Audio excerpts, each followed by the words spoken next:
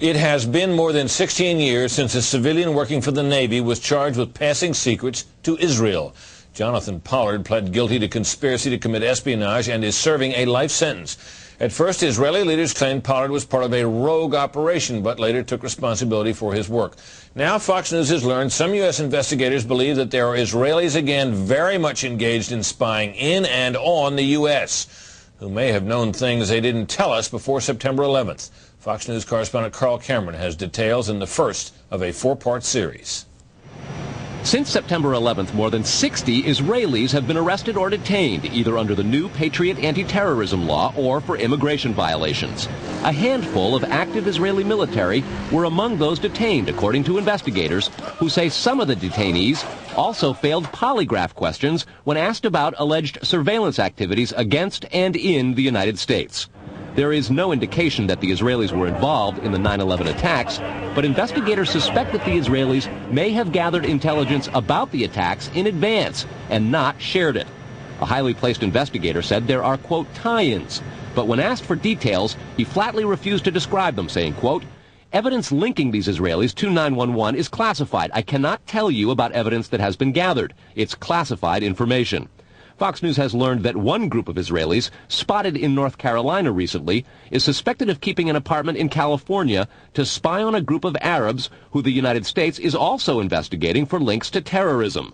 Numerous classified documents obtained by Fox News indicate that even prior to September 11th, as many as 140 other Israelis had been detained or arrested in a secretive and sprawling investigation into suspected espionage by Israelis in the United States. Investigators from numerous government agencies are part of a working group that's been compiling evidence since the mid-90s. These documents detail hundreds of incidents in cities and towns across the country that investigators say, quote, may well be an organized intelligence gathering activity. The first part of the investigation focuses on Israelis who say they are art students from the University of Jerusalem and Bezalel Academy. They repeatedly made contact with U.S. government personnel, the report says, by saying they wanted to sell cheap art or handiwork. Documents say they, quote, targeted and penetrated military bases, the DEA, FBI, and dozens of other government facilities, and even secret offices and unlisted private homes of law enforcement and intelligence personnel. The majority of those questioned, quote, stated they served in military intelligence, electronic surveillance intercept, and or explosive ordnance units. Another part of the investigation has resulted in the detention and arrests of dozens of Israelis at American Mall kiosks, where they've been selling toys called Puzzle Car and Zoomcopter. Investigators suspect a front. Shortly after the New York Times and Washington Post reported the Israeli detentions last month, the carts began vanishing. Zoomcopter's webpage says, we are aware of the situation caused by thousands of mall carts being closed at the last minute. This in no way reflects the quality of the toy or its saleability. The problem lies in the operator's business policies. Why would Israelis spy in and on the U.S.? A General Accounting Office investigation referred to Israel as Country A and said, quote, according to a U.S. intelligence agency, the government of Country A conducts the most aggressive espionage operation against the U.S. of any U.S. ally. A defense intelligence report said Israel has a voracious appetite for information and, quote, the Israelis are motivated by strong survival instincts which dictate every facet of their political and economic policies. It aggressively collects military and industrial technology, and the U.S. is a high priority target. The document concludes, quote, Israel possesses the resources and technical capability to achieve its collection objectives. A spokesman for the the Israeli embassy here in Washington issued a categorical denial, saying any suggestion that Israelis are spying in or on the U.S. is, quote, simply not true. There are other things to consider, and in the days ahead, we will take a look at the U.S. phone system and law enforcement's methods for wiretaps, and an investigation into the possibility that both have been compromised by our friends and allies overseas. Brett? Carl, what about this question of advanced knowledge of what was going to happen on 9/11?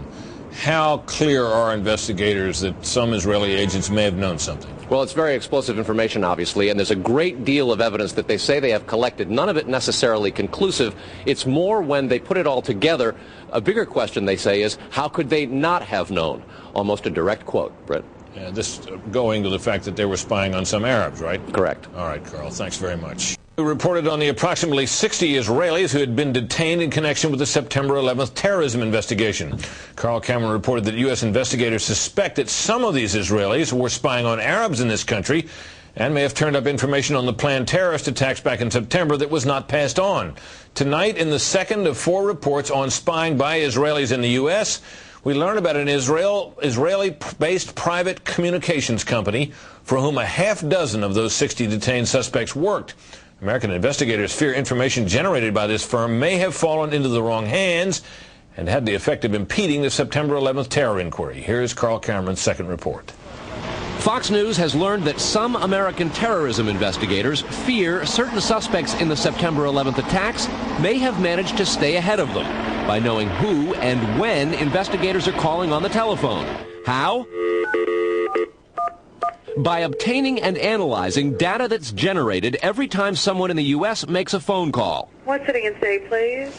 Here's how the system works. Most directory assistance calls and virtually all call records and billing in the U.S. are done for the phone companies by Amdocs Limited, an Israeli-based private telecommunications company.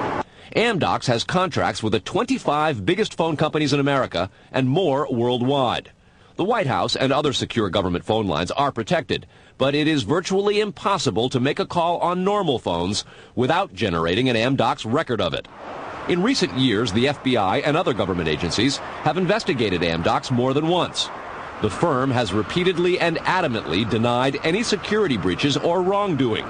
But sources tell Fox News that in 1999, the super-secret National Security Agency, headquartered in northern Maryland, issued what's called a top-secret, sensitive, compartmentalized information report, TSSCI, warning that records of calls in the United States were getting into foreign hands, in Israel in particular.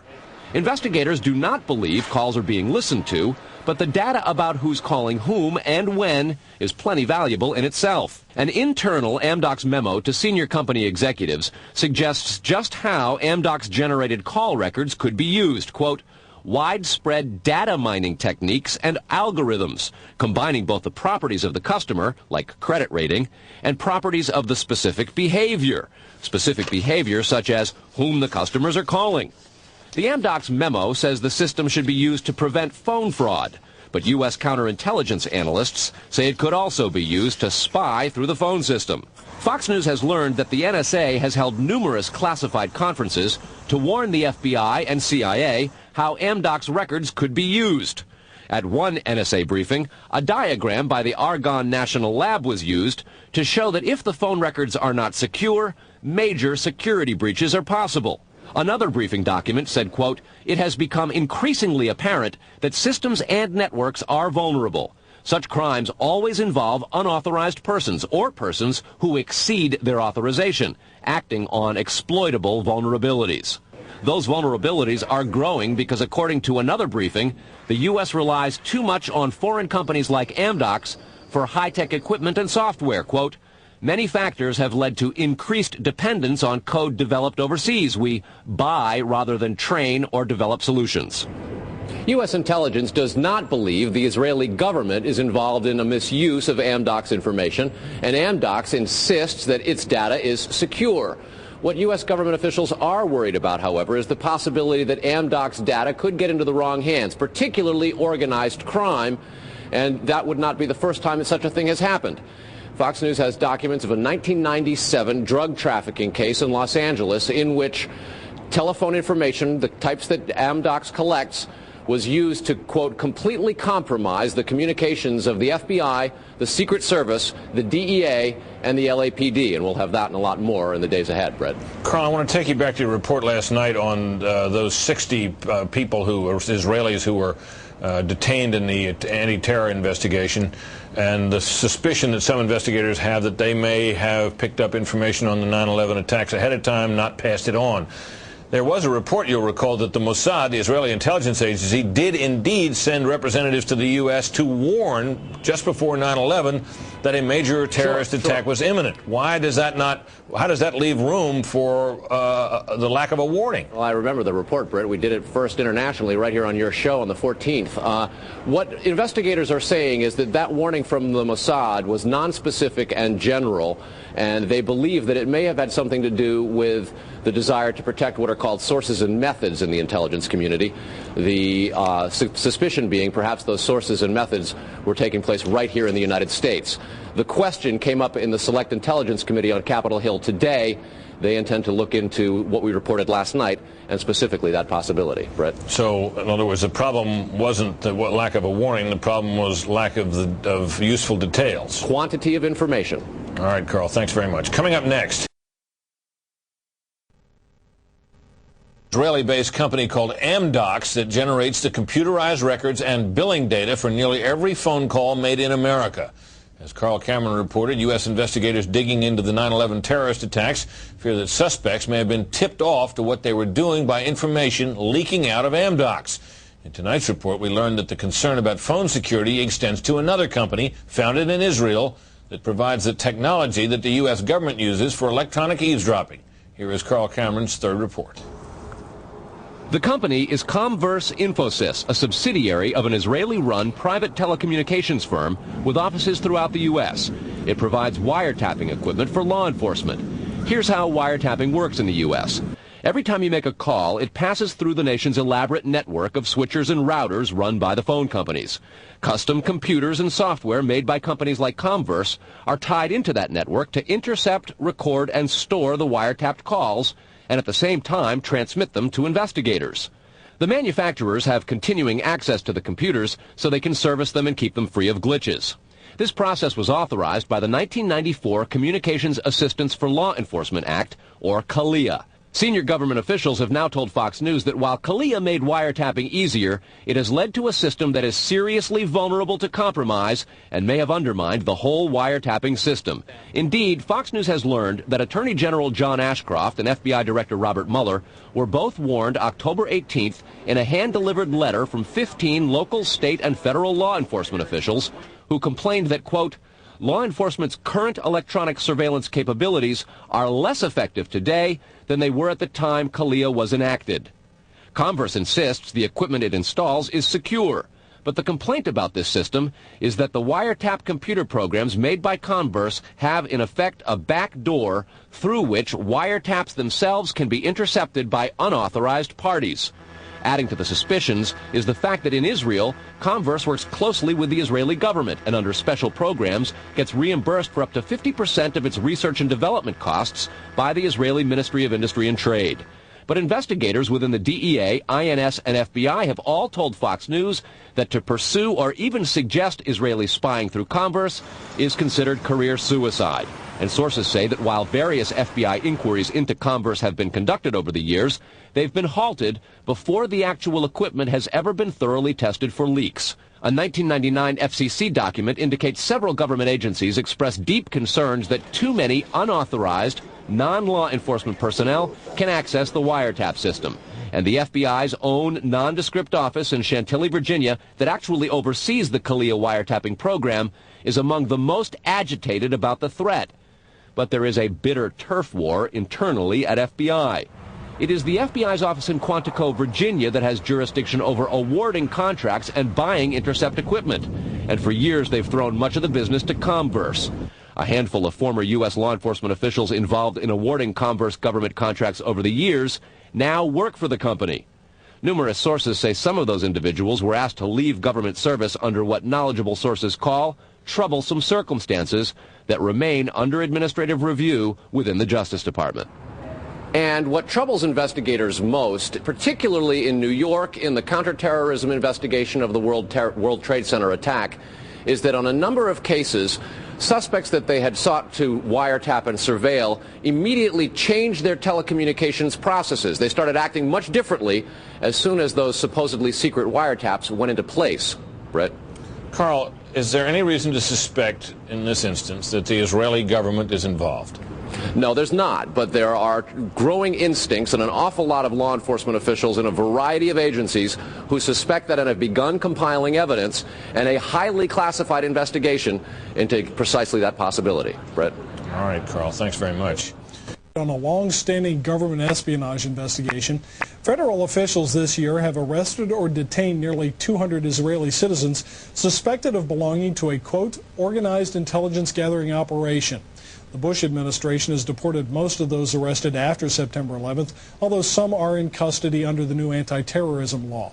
Cameron also described an investigation into the possibility that an Israeli firm generated billing data that could be used for intelligence purposes, and described concerns that the federal government's own wiretapping system may be vulnerable. Tonight, in part 4 of the series, we'll learn about the improbable roots of the probe, a drug case that went bad 4 years ago in L.A. Los Angeles, 1997. A major local, state, and federal drug investigation sours. The suspects? Israeli organized crime, with operations in New York, Miami, Las Vegas, Canada, Israel, and Egypt. The allegations? Cocaine and ecstasy trafficking, and sophisticated white-collar credit card and computer fraud. The problem? According to classified law enforcement documents obtained by Fox News, the bad guys had the cops' beepers, cell phones, even home phones under surveillance. Some who did get caught admitted to having hundreds of numbers and using them to avoid arrest. Quote, this compromised law enforcement communications between LAPD detectives and other assigned law enforcement officers working various aspects of the case. The organization discovered communications between Organized Crime Intelligence Division detectives, the FBI, and the Secret Service. Shock spread from the DEA to the FBI in Washington and then the CIA.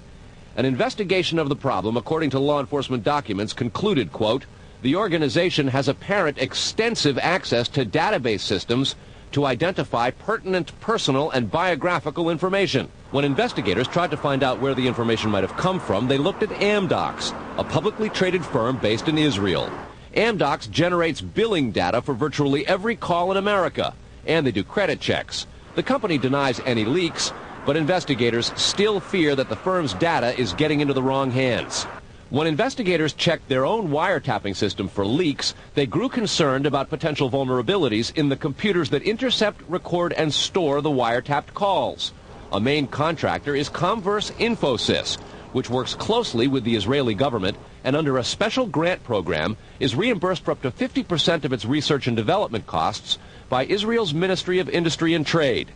Asked this week about another sprawling investigation and the detention of 60 Israelis since September 11th, the Bush administration treated the questions like hot potatoes. I would just refer you to the Department of Justice with it. I'm not familiar with the report. I'm aware that some Israeli citizens have been detained. With respect to why they are being detained and the other aspects of your question, whether it's because they are in intelligence services or what they were doing, I will defer to the Department of Justice and the FBI to answer that.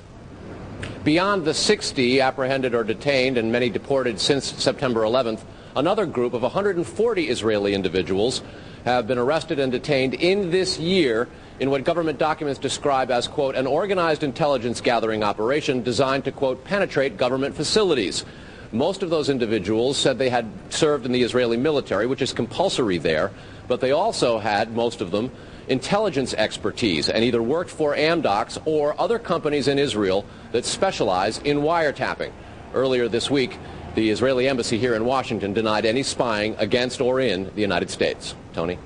Carl, we've heard the comments from Ari Fleischer and Colin Powell. What are officials saying behind the scenes? Well, there's real pandemonium described at both the FBI, the DEA, and the INS. A lot of these problems have been well known to some investigators, many of whom have contributed to the reporting on this story. And what they say is happening is supervisors and management are now going back and collecting much of the information because there's tremendous pressure from top levels of all of those agencies to find out exactly what's going on. At the DEA and the FBI already, a variety of administrative reviews are underway, in addition to the investigation of the phenomenon. They want to find out how it is that all this has come out, as well as be very careful because of the explosive nature and very political ramifications of the story itself. Tony? All right, Carl, thanks.